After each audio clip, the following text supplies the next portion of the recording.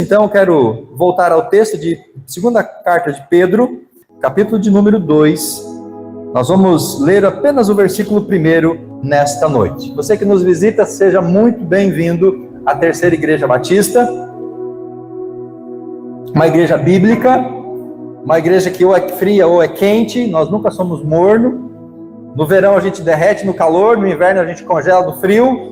Então, por isso somos ou frio ou quentes, como diz Apocalipse, né? Somos uma igreja bíblica, mas pela graça de Deus, logo nós vamos ter um ambiente mais confortável dentro da climatização, se Deus assim permitir. Você que nos visita, nós temos a prática aqui de expor a palavra de Deus. Estamos expondo a carta de Pedro. Já fizemos a exposição de toda a primeira carta, estamos na exposição da segunda carta, essa é a terceira mensagem, já fizemos a exposição do capítulo 1, hoje entramos no capítulo 2. Eu leio com você então, segunda carta de Pedro, capítulo de número 2, apenas o versículo 1 neste momento. A minha Bíblia é a tradução NVT, que diz assim: contudo, assim como surgiram falsos profetas entre o povo de Israel, também surgirão falsos mestres entre vocês. Eles ensinarão astutamente heresias destrutivas e até negarão o mestre que os resgatou, trazendo sobre si mesmos destruição repentina. Irmãos, como grande ideia desse texto, ou como tema, a proposta é a seguinte: devemos identificar e neutralizar os falsos mestres.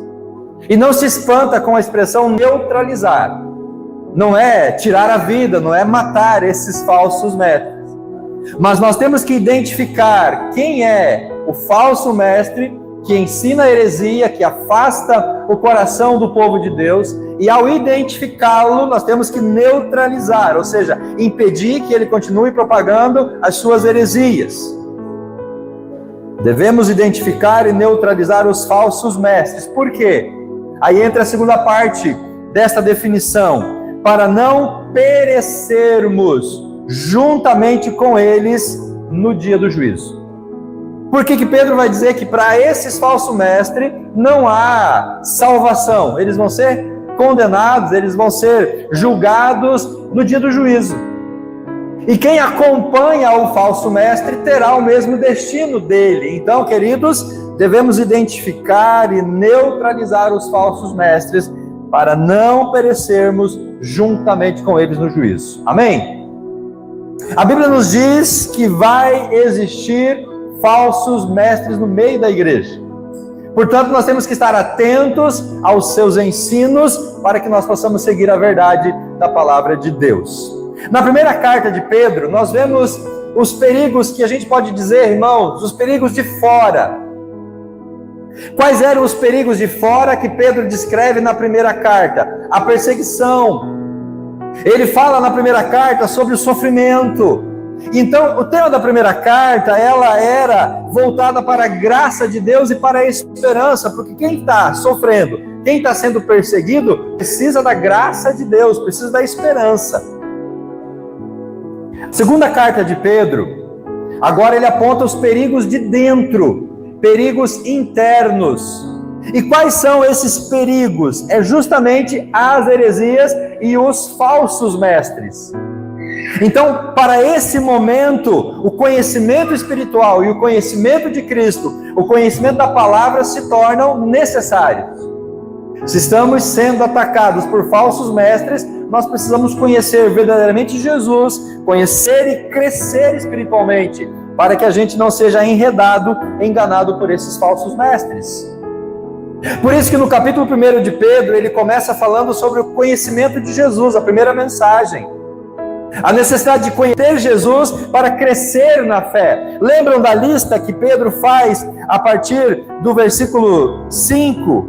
Quando ele fala sobre o conhecimento, ele fala sobre o domínio próprio, perseverança, a devoção, fraternidade, amor, fé. Conhecimento de Cristo vai levar ao crescimento espiritual, ao fortalecimento para evitar que você seja desviado da fé pelos falsos mestres. Mas não apenas o conhecimento de Cristo, o conhecimento também da palavra de Deus, que foi a segunda mensagem, as Escrituras, domingo passado. Quando você conhece Cristo e cresce espiritualmente, alicerçado na palavra, os falsos mestres não vão te desviar da presença do Senhor.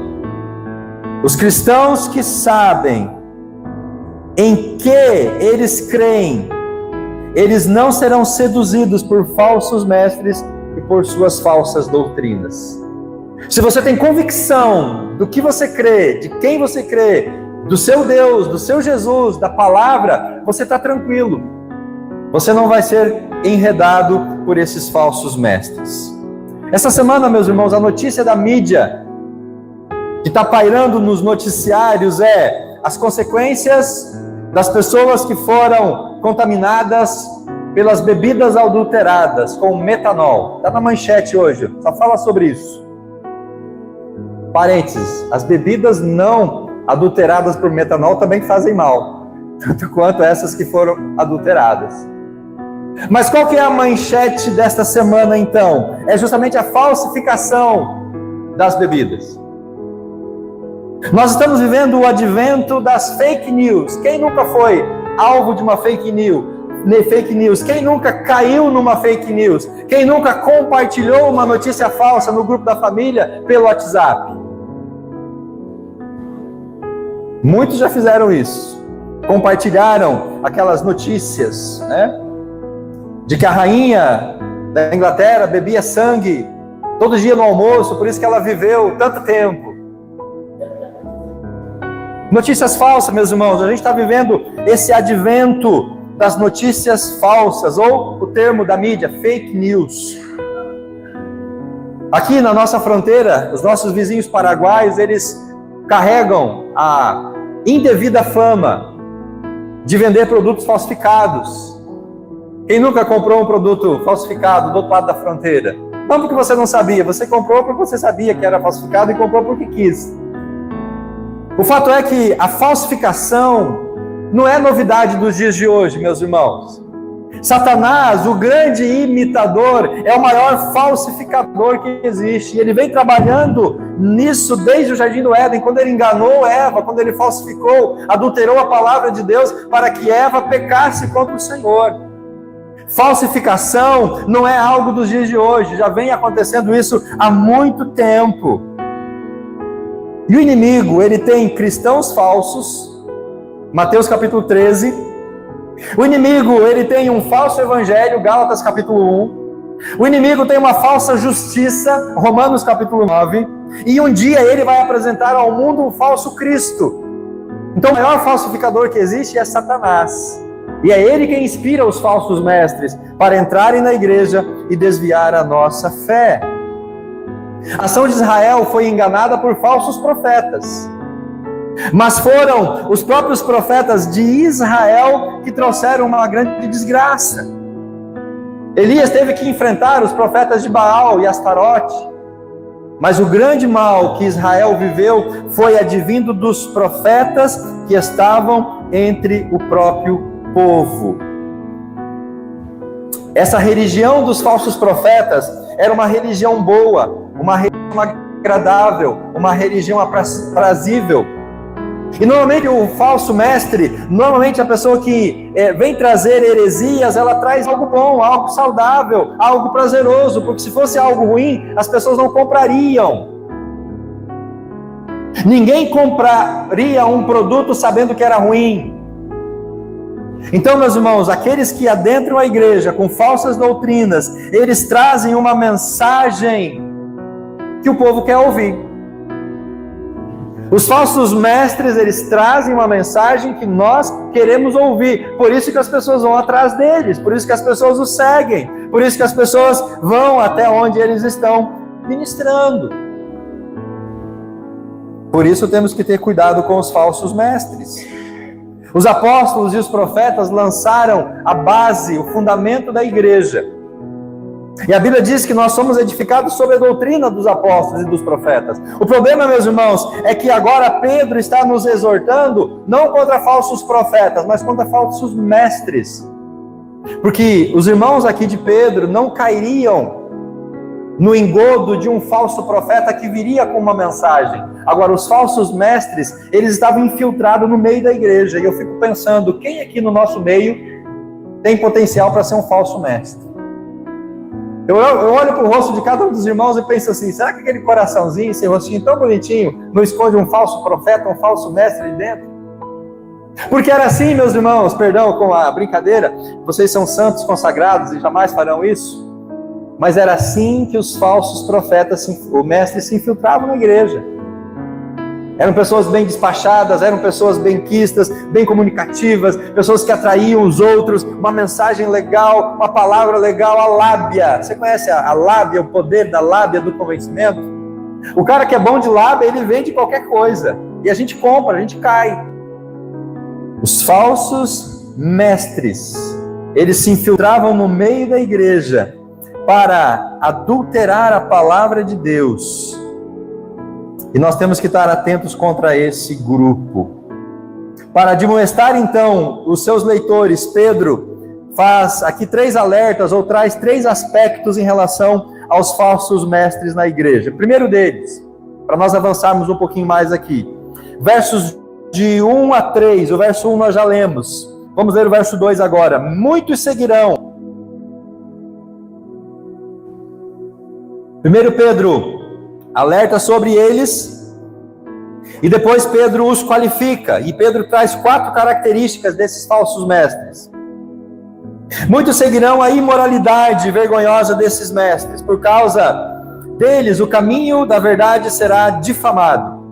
Em sua ganância inventarão mentiras astutas para explorar vocês, mas eles já foram condenados há muito tempo e a sua destruição não tardará. Por isso que nós temos que identificar e neutralizar os falsos mestres, para não sermos condenados com ele no dia do juízo. Pedro diz no final do verso 3, a sua destruição não tardará. Destruição de quem? Dos falsos mestres. Quais são essas 4 características dos falsos mestres? Primeira, engano. A mensagem deles era falsa, as heresias. A heresia é algo destruidor. Heresia deixou de significar fazer uma escolha e passou a significar uma seita, um partido. As heresias, elas podem apontar também para o partidarismo dentro da igreja. Lembra de Coríntios? Eu sou de Paulo, eu sou de Apolo, eu sou de Silas, eu sou do João, eu prefiro o pastor A, o pastor B, o pastor Cláudio é do meu chegado do meu coração. Não, eu gosto mais do pastor Franco, é mais descolado, né? Mas eu gosto mais do pastor Elias. Então, esse partidarismo, irmão, dentro da igreja, ele é resultado de heresias. As heresias trazem esses partidarismos. Se alguém chegar para você, irmão, e perguntar da seguinte forma, se alguém chegar para você e falar assim: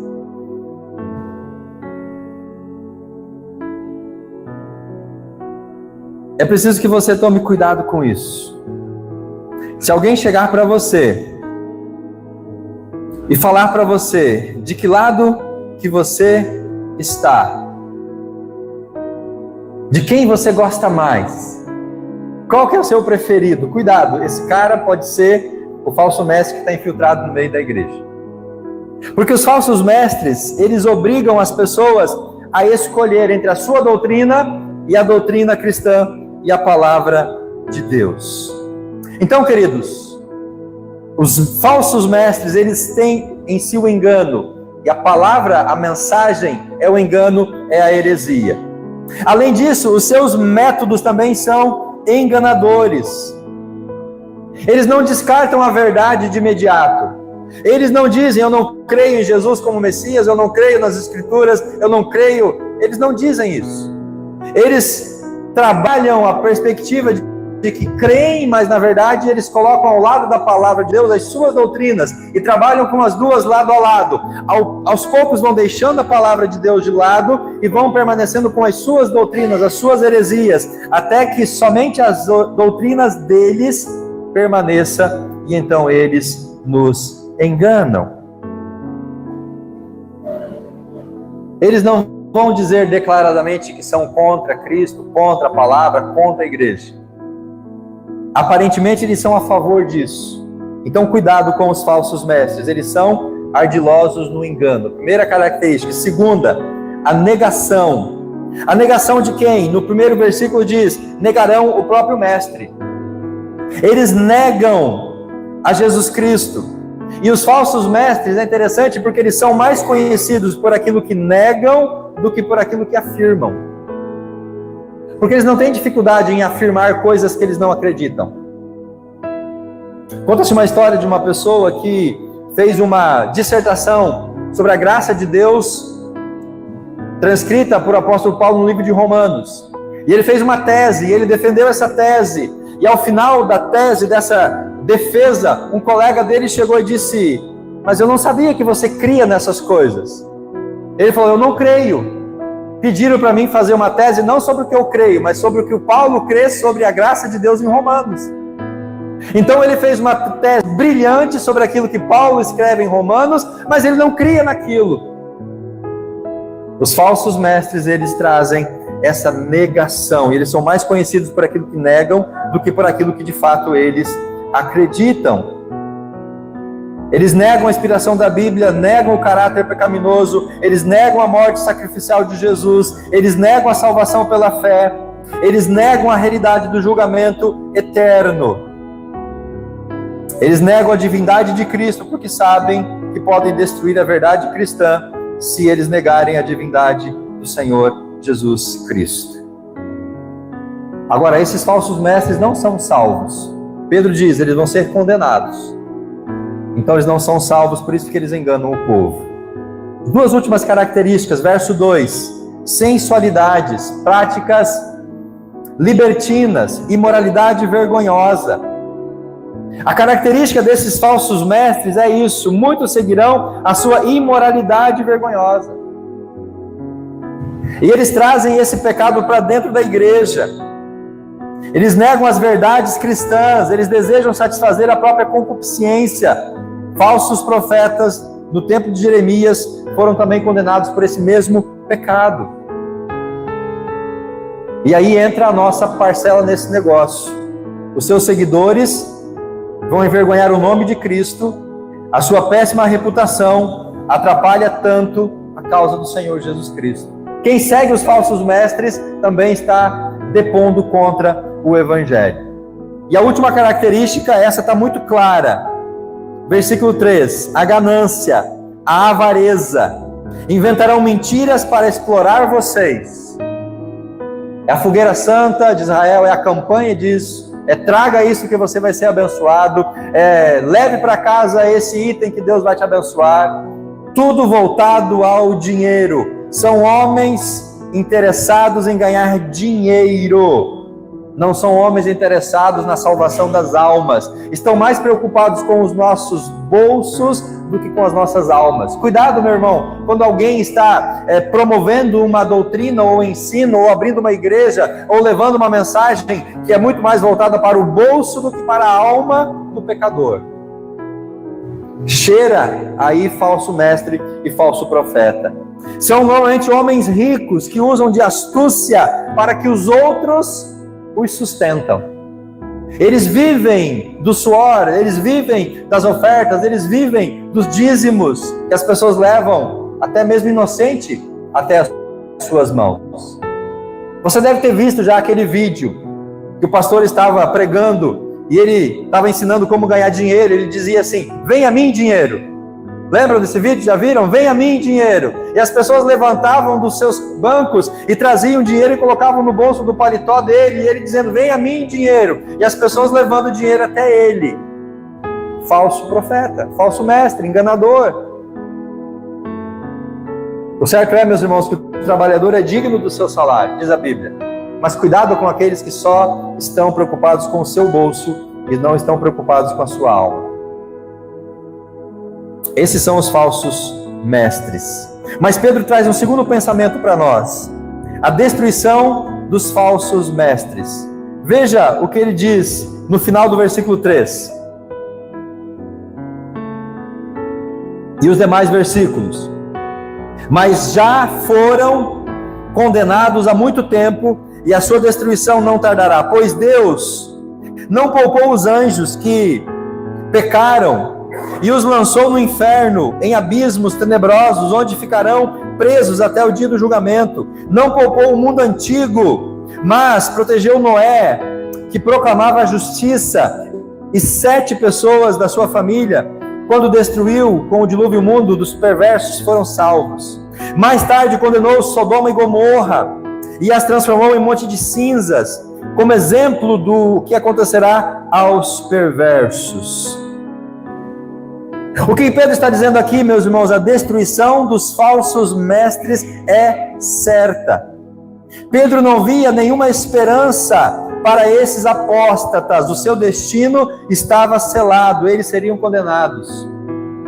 Eles passariam a eternidade no inferno, porque eles estavam desviando o povo de Deus. Pedro demonstra que o julgamento final virá. E Pedro usa aqui, meus irmãos, 3 exemplos para exemplificar, sendo redundante, nessa questão da destruição.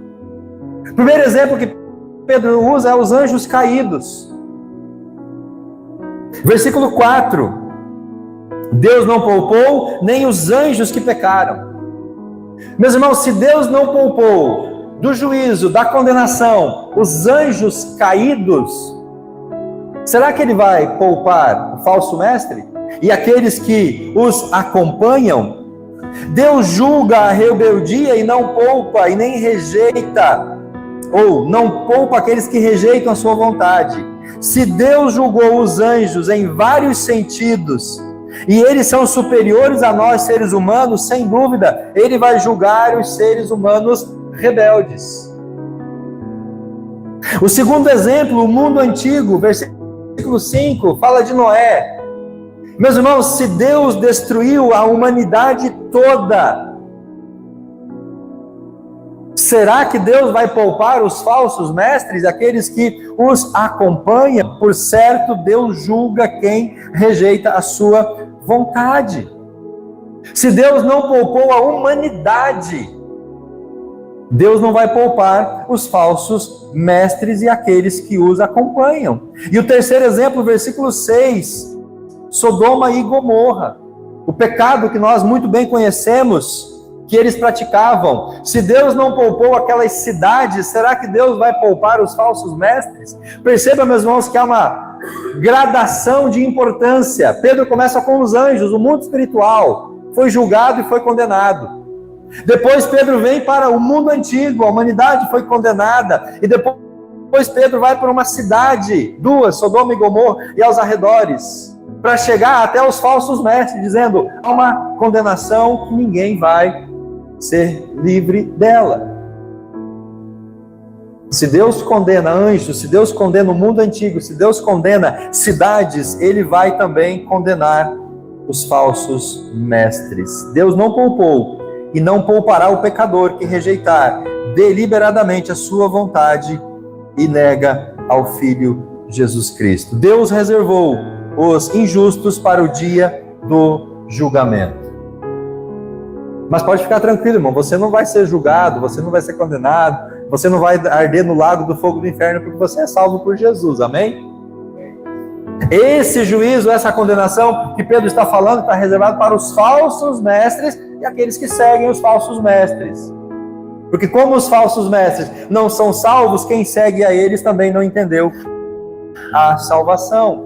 E é o que Pedro termina então aqui, falando sobre o livramento dos verdadeiros cristãos, os justos verdadeiros. A partir do versículo 5, que nós já lemos, diz assim: não poupou o mundo antigo, mas protegeu Noé.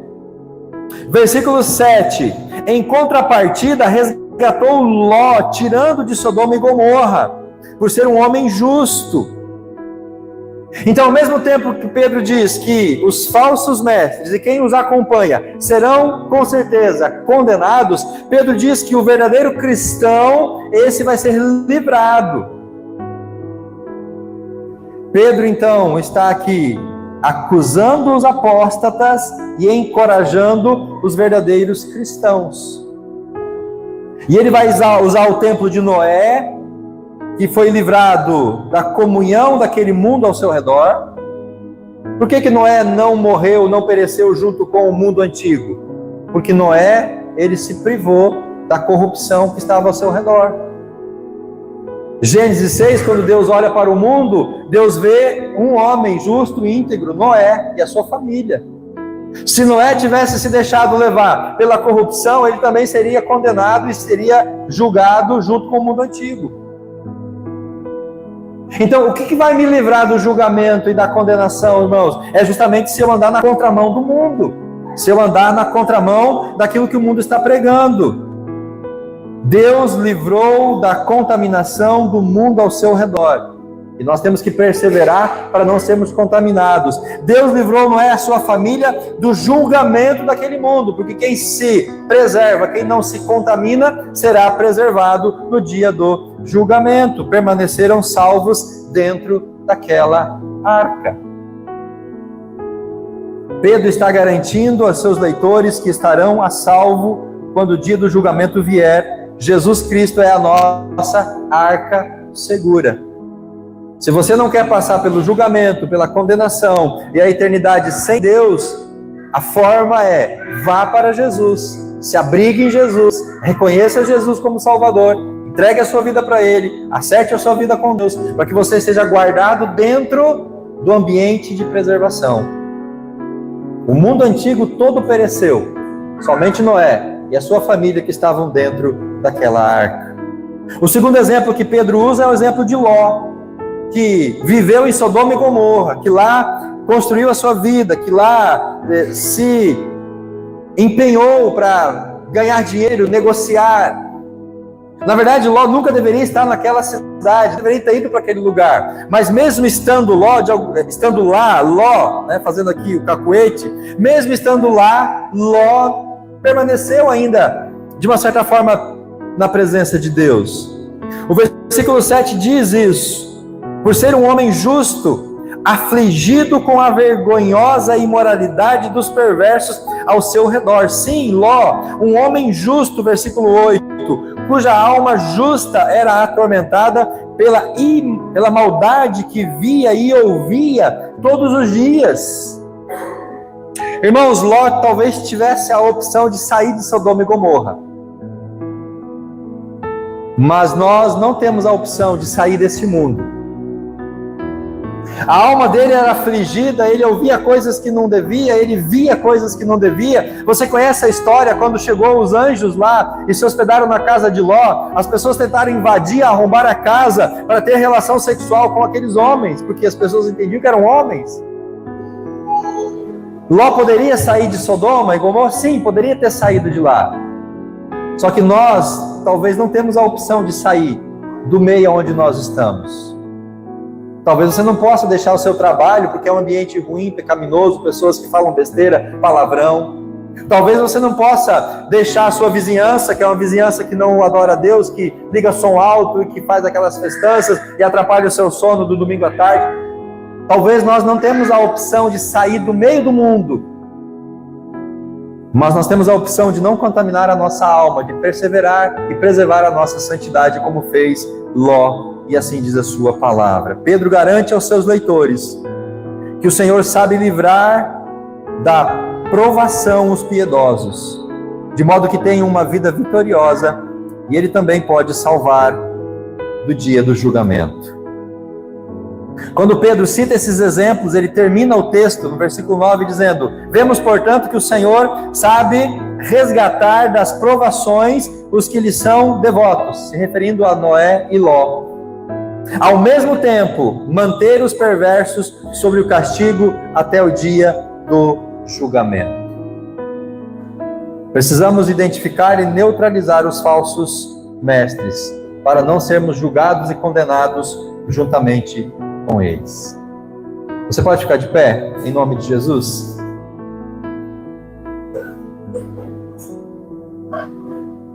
Eu termino com algumas observações. O verdadeiro ministro de Jesus Cristo não tem coisa alguma a esconder. Falso mestre esconde. O cara tem 2 famílias, 2 casas, 3 igrejas, o cara é enrolão, o cara esconde bem, disfarça bem. O verdadeiro ministro não tem coisa alguma a esconder. A sua vida e o seu ministério são um livro aberto. Amém? Não temos nada a esconder dos irmãos. Vocês podem chegar na minha casa a qualquer dia, qualquer hora. Vocês podem abrir a minha geladeira, podem abrir os meus armários. Não tem nada a esconder na minha casa. No ministério não tem nada a esconder. Fazemos tudo de maneira transparente. O verdadeiro ministro não tem nada a esconder. Porque ele é honesto, porque ele é sincero, porque ele teme a Deus, porque ele vive na presença do Senhor. Segundo, ele prega a verdade em amor. Irmãos, pregar sobre o pecado não é uma mensagem palatável aos nossos ouvidos. Pregar sobre juízo, sobre condenação, sobre inferno, não atrai pessoas. Mas o ministro que prega a verdade em amor não distorce as Escrituras. Por isso que a gente expõe a palavra de Deus. Eu não sei o porquê que você está hoje aqui nessa igreja para ouvir essa palavra. Se você estivesse aqui domingo passado, você ouviria uma outra palavra, não essa.